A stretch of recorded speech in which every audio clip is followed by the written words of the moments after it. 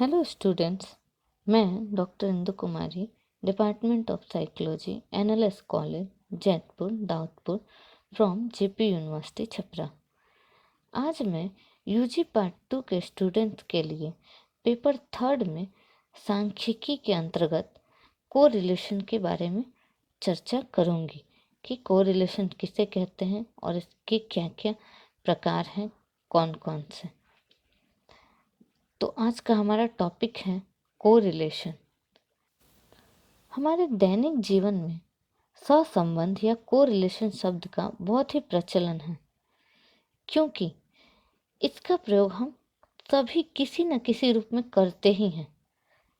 साधारणतः हम देखें तो कोरिलेशन से मतलब दो व्यक्तियों, घटनाओं या तथ्यों के आपसी संबंध से होता है। सांख्यिकी में सहसंबंध कोरिलेशन से अभिप्राय दो चरों या परीक्षणों पर के प्राप्तांकों में निहित संबंध से होता है। गिलफोर्ड ने कोरिलेशन को परिभाषित करते हुए कहा कि सहसंबंध गुणांक वह अंक है जो यह बतलाता है कि दो वस्तुएं कहाँ तक संबंधित हैं तथा कहाँ तक एक में परिवर्तन होने से दूसरे में भी परिवर्तन होता है। जैसे यदि हमें यह देखना है कि वर्ग में 15 विद्यार्थियों के बुद्धि तथा शैक्षणिक उपलब्धि में कोई कोरिलेशन या सहसंबंध है या नहीं, तो इसे हम सहसंबंध गुणांक द्वारा ज्ञात करने की ज्ञात करते हैं। यहाँ सहसंबंध गुणांक बुद्धि परीक्षण तथा शैक्षणिक उपलब्धि परीक्षण पर के प्राप्तांकों के बीच ज्ञात किया जाएगा, जो हमें यह बतलाएगा कि कहाँ तक किस दिशा में बुद्धि प्राप्तांक में परिवर्तन होने से शैक्षणिक उपलब्धि प्राप्तांक में भी परिवर्तन होता है। इस तरह हमने जाना कि कोरिलेशन के द्वारा हम दो चरों, दो समूहों के बीच उनके संबंधों के बारे में जानते हैं कि वो एक दूसरे से कितने संबंधित है। इस बात की हमें जानकारी प्राप्त होती है। ये तो था कोरिलेशन किसे कहते हैं। अब हम आगे जानते हैं कि कोरिलेशन के कितने टाइप्स हैं, कितने प्रकार। सहसंबंध के मुख्यतः दो ही प्रकार हैं। पहला गुणात्मक सहसंबंध तथा दूसरा संख्यात्मक सहसंबंध। तो सबसे पहले हम जानते हैं कि गुणात्मक सहसंबंध किसे कहते हैं। जब दो चरों या दो परीक्षणों पर प्राप्तांकों में सहसंबंध किसी खास गुण के द्वारा अभिव्यक्त किया जाता है तो उसे गुणात्मक सहसंबंध कहते हैं। मतलब किसी खास गुण के आधार पर दो समूहों या दो व्यक्तियों के बीच संबंध देखा जाएगा तो उसे हम क्या कहेंगे? गुणात्मक सहसंबंध।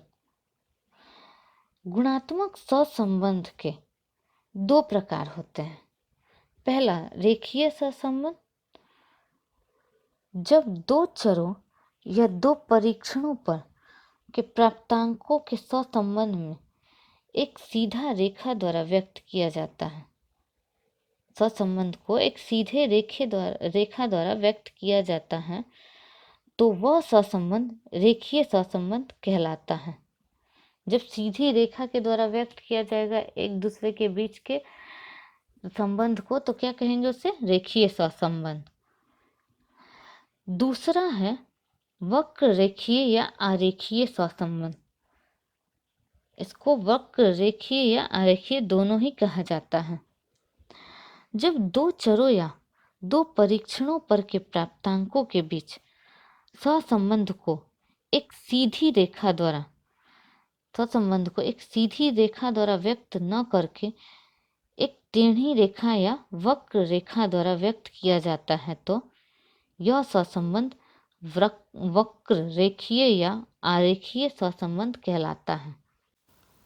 अधिकतर वक्र रेखीय सहसंबंध वैसे प्राप्तांकों में देखने को मिलता है जो मनोदैहिक थकान, भूलना तथा सीखना के प्रयोगों से प्राप्त होता है।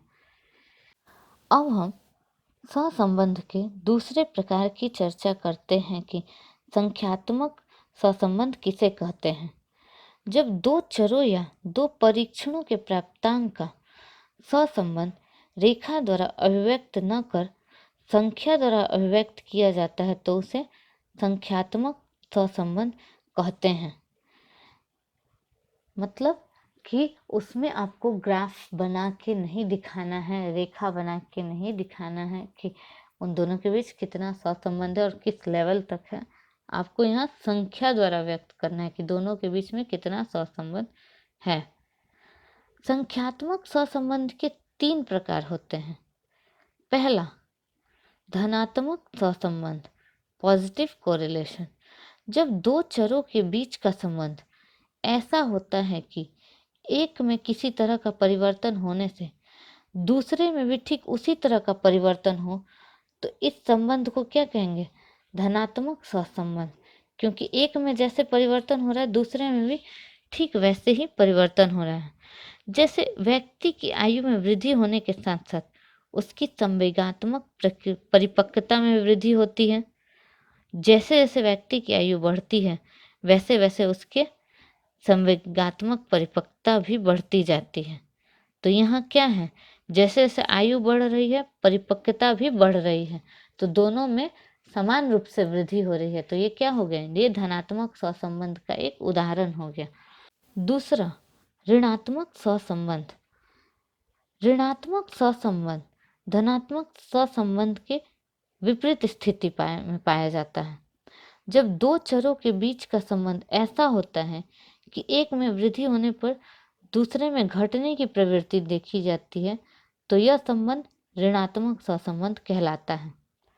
जैसे किसी वस्तु का मूल्य तथा पूर्ति का संबंध। जब किसी वस्तु की पूर्ति बहुत अधिक होगी तो मूल्य में कमी आएगी, तथा जब पूर्ति बहुत कम होगी तो वस्तु के मूल्य में वृद्धि होगी। इस तरह से हमने जाना कि ऋणात्मक और धनात्मक ये विपरीत संबंध है, क्योंकि उसमें बढ़ोतरी के साथ दूसरी चीज़ों में बढ़ोतरी होगी, परंतु इसमें एक चीज़ में जब बढ़ोतरी होगी तो दूसरे में क्या होगा? ह्रास होगा।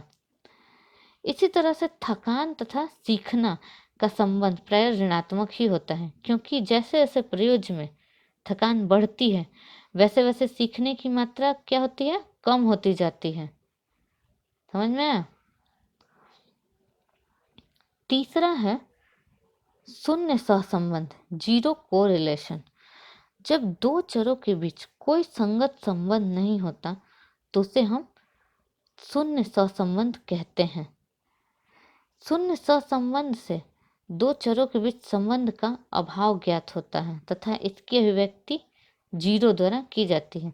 मतलब कि इसमें दो चरों के बीच कोई संबंध पाया ही नहीं जाता, उसे ही शून्य सहसंबंध कहते हैं। इस तरह से हमने जाना कि सहसंबंध के कितने प्रकार हैं।